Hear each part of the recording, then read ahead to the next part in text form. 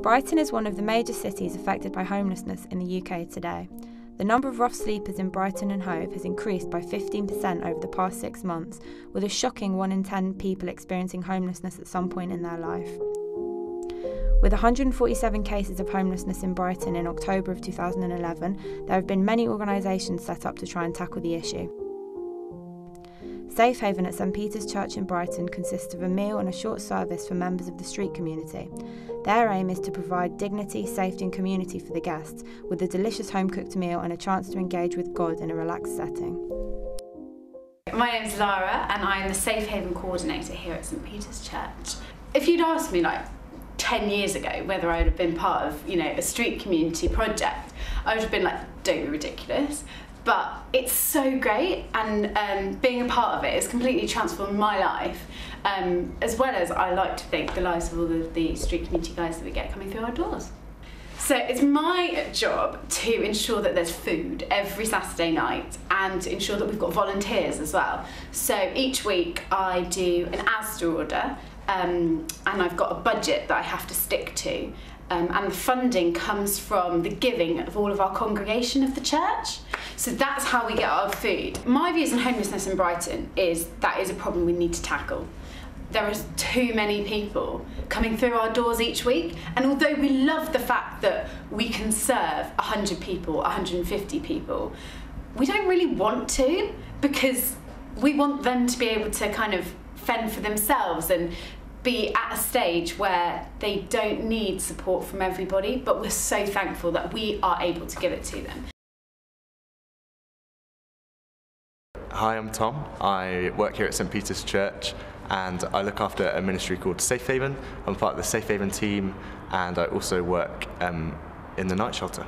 I think quite a lot of people we come across would actually prefer being homeless than having a house. So it's hard for people in our position who just have never been homeless or can't imagine being homeless to kind of wrap our heads around why they would want to do that. But then again, our job is just to support them and love them regardless of how they feel about the situation they're in. The statistics have risen dramatically over the past couple of years from 500 to over 1,000 people was the latest statistic. It's so high in Brighton because the homeless services are actually really great and really efficient. So it's possible for a homeless person to get breakfast and dinner every single day somewhere in the city. I think it being a church, people kind of know what they're expecting, but very often guests comment on how home-like it feels here at St Peter's and other churches around the city. We're not here to push religion upon them. We run a service if they would like it, and if they'd like to come along. If they do, that's great. If they don't, that's great. My name is Anna and I'm an intern at St Peter's Church. I help out on a Saturday night with Safe Haven. I help with our drop-in centre for women called Safe Haven Women on a Thursday, and I've recently just been running with Tom the winter night shelter. So we get referrals and we get referral forms, and then Tom and I do another interview once we get those referral forms, just to screen the people and make sure that they're appropriate and kind of suitable for the night shelter. So yeah, we get 15 rough sleepers, and then they sleep in a different church each night. So yeah, for example, on Monday night they were at CCK, Saturday night they were at St Peter's. So they sleep in a different church. They arrive at 8:30 and then they leave at 7 the next morning, after having dinner, a good place to sleep, and breakfast the next day.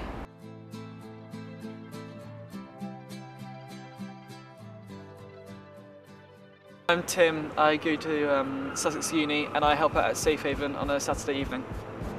So I'm running a campaign called Rough Night, and it's basically asking the government to do something about the issues of rough sleeping and homelessness within the UK.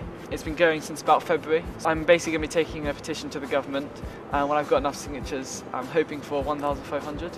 And I'm basically going to say, look, there's an issue here, we feel really passionate about it, I've got the signatures here, we want to see a change in this country.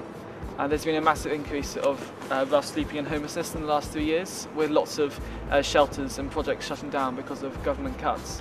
And we basically want this to stop and make sure that there's still provision for people who are homeless.